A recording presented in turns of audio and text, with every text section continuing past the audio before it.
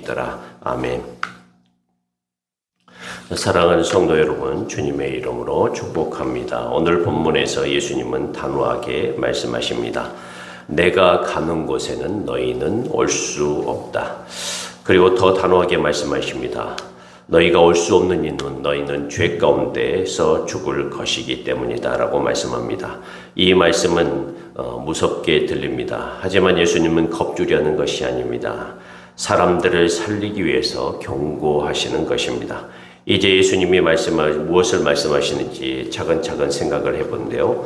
첫 번째, 예수님은 떠나신다고 말씀하십니다. 예수님은 말씀하십니다. 나는 간다. 이 말씀은 단순히 자리를 옮긴다는 뜻이 아닙니다. 예수님은 십자가로 가십니다. 부활로 가십니다. 아버지께로 가십니다.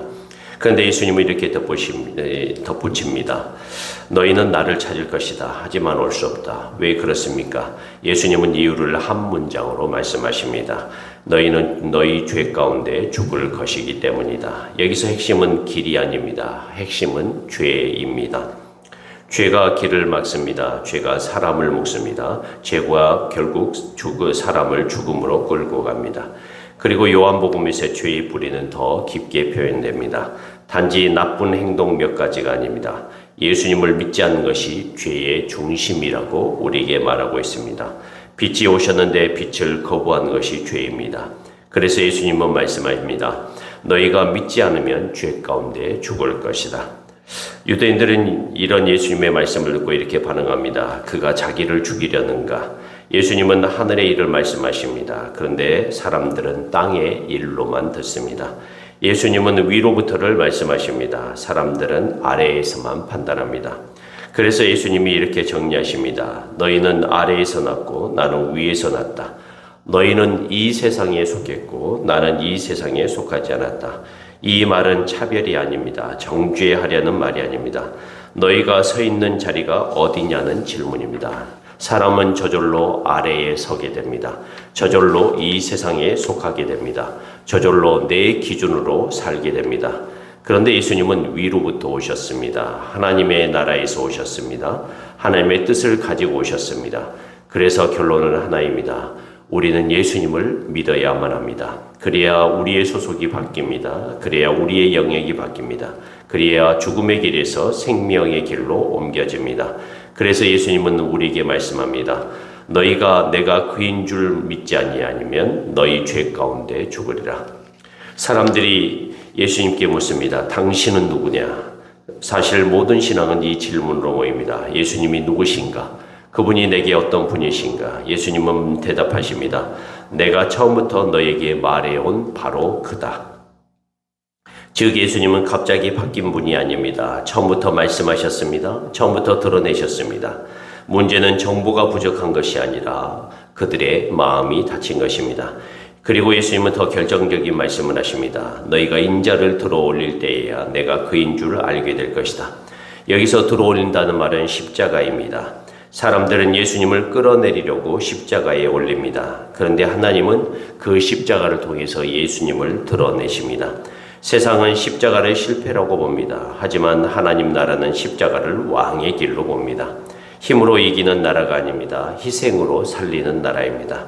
그러니 예수님을 아는 길은 무엇입니까? 십자가 앞에 서는 것입니다. 십자가에서 드러난 예수님의 마음을 보는 것입니다. 나를 위해 들리신 주님을 믿는 것입니다.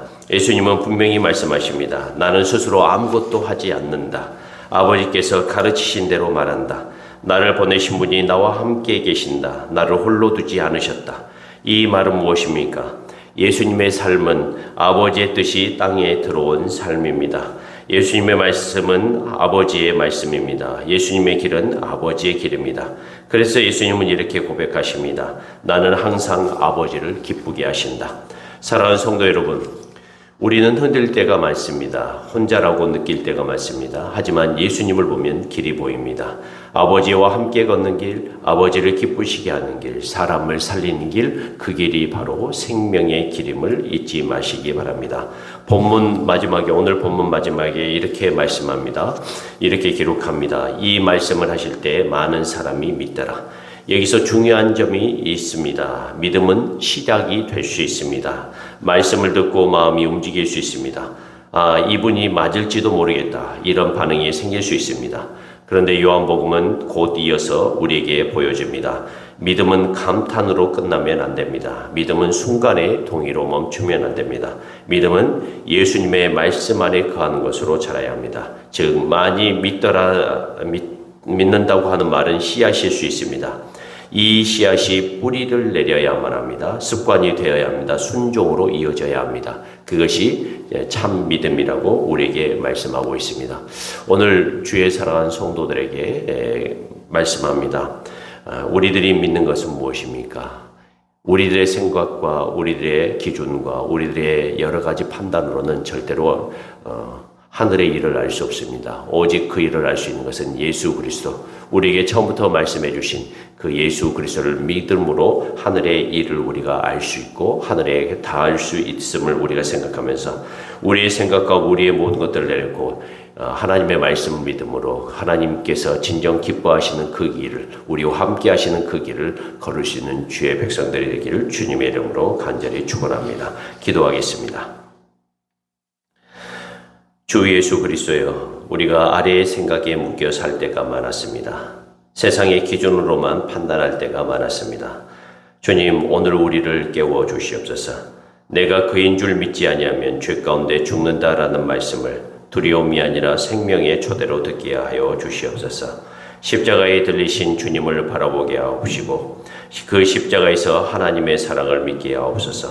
오늘 하루도 주님의 말씀 안에 거하게 하시고 작은 선택 하나라도 아버지를 기쁘시게 하는 길을 걷게 하여 주시옵소서. 아버지께서 우리에게 보여주신 그 길, 예수 그리스도를 믿음으로 우리가 진정 하나님의 생명과 하나님께서 우리에게 원하신 그 길에 도달할 수 있는 주의 백성들이 될 수 있도록 성령 하나님 우리와 함께하여 주시옵소서. 우리 주 예수 그리스도의 이름으로 간절히 기도합니다.